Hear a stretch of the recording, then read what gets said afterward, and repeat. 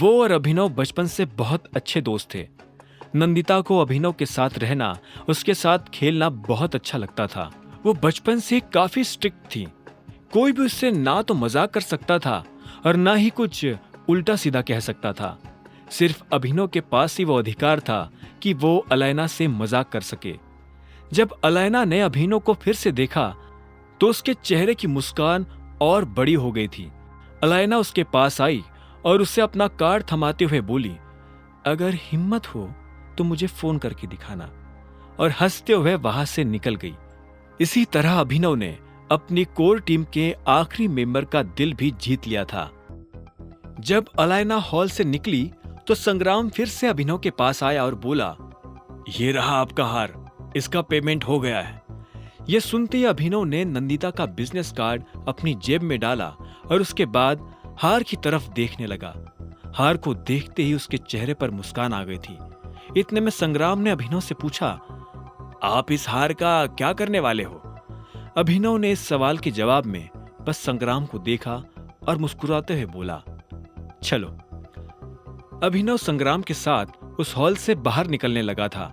उसका हाथ अभी भी अपनी जेब में उस बिजनेस कार्ड पर था जो नंदिता ने उसे दिया था।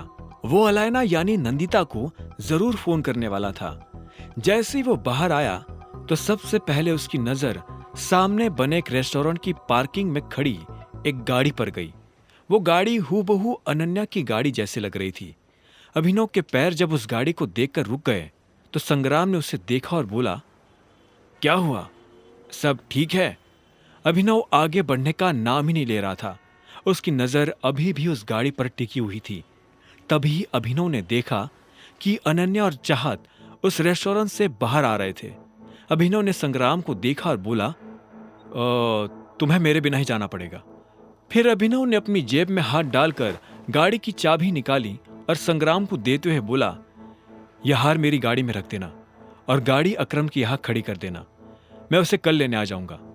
अभिनव ने संग्राम को इतने अच्छे से समझा दिया था कि अब संग्राम के पास बदले में पूछने के लिए कोई सवाल नहीं रह गया था।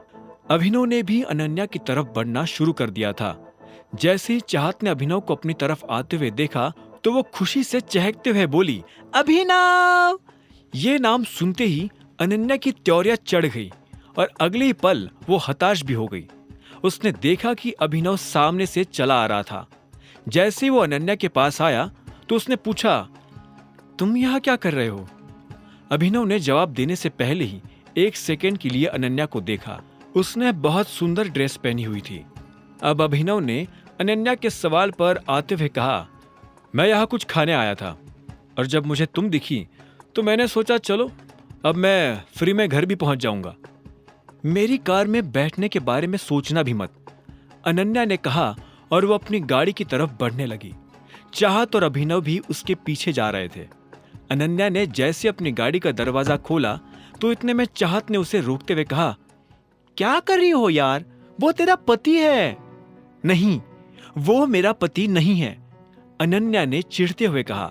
फिर वो गाड़ी में बैठी और दरवाजा बंद कर लिया। आखिर में उसने चाहत को देखा और बोली, तू मेरी गाड़ी में बैठ रही है या नहीं? नहीं, मैं तेरी गाड़ी में नहीं बैठने वाली हूं।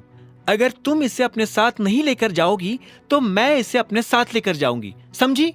चाहत के मुंह से यह जवाब सुनते ही अनन्या ने झटके से पलटकर उसे देखा और बोली, नहीं, तुझे क्यों इसकी इतनी चिंता हो रही है? ये कोई बच्चा नहीं है, कैब लेकर घर आ जाएगा। लेकिन वो कैब नहीं लेना चाहता है। मैं फिर कह रही हूं, अगर तू इसे लेकर नहीं गई तो मैं इसे लेकर चली जाऊंगी अपने घर, चाहत ने कहा और वही जमकर खड़ी हो गई। तुम अंदर आ सकते हो। यह सुनते ही अभिनव के चेहरे पर मुस्कान आ गई। वो तुरंत गाड़ी में बैठ गया और बोला, thank you so much Ananya, तुमने तो मेरी जान ही बचा ली। मेरे पास लास्ट 500 रुपए बचे थे और मैं उन्हें खर्च नहीं करना चाहता था। अभिनव की ये बात सुनकर अनन्या को और गुस्सा आ गया। अभिनव को अनन्या की दोस्त के सामने ये कहते हुए भी शर्म नहीं आ रही थी कि उसकी जेब में आखिरी 500 रुपए रह गए थे। चाहत ये सुनकर हंसी और बोली, देखा, मैंने कहा था ना कि बंदा डाउन टू अर्थ और ऑनेस्ट है, जो सच है वो सीधा कह देता है। हाँ, लेकिन मुझे इसकी ऐसी टुच्ची बातें सुनने में कोई इंटरेस्ट नहीं है, अनन्या ने कहा।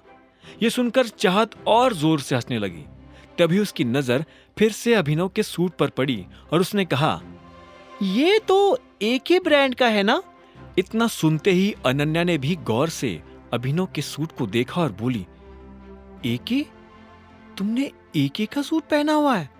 मुझे तो लग रहा था कि ये मेरा दिया हुआ सूट है।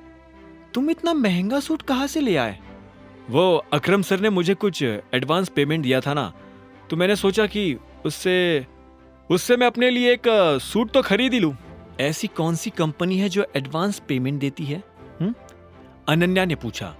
अभिनव मुस्कुराया और बोला, वो क्या है ना, सर को मेरा काम पसंद आया तो मैंने ऐसे ही उनको बोल दिया कि सर कुछ एडवांस मिल सकता है, तो वो मान गए और उन्होंने मुझे कुछ पैसे दे दिए। फिर मैंने सूट खरीद लिया ताकि तुम्हारे साथ कहीं आऊं जाऊं तो तुम्हारी तरह अच्छा दिख सकूं। आगे की कहानी जानने के लिए देखें अगला एपिसोड सिर्फ पॉकेट एफएम के यूट्यूब चैनल पर, और द रिटर्न ऑफ टाइगर के सारे एपिसोड्स को सुनने के लिए डिस्क्रिप्शन में दी लिंक से डाउनलोड करें पॉकेट एफएम ऐप।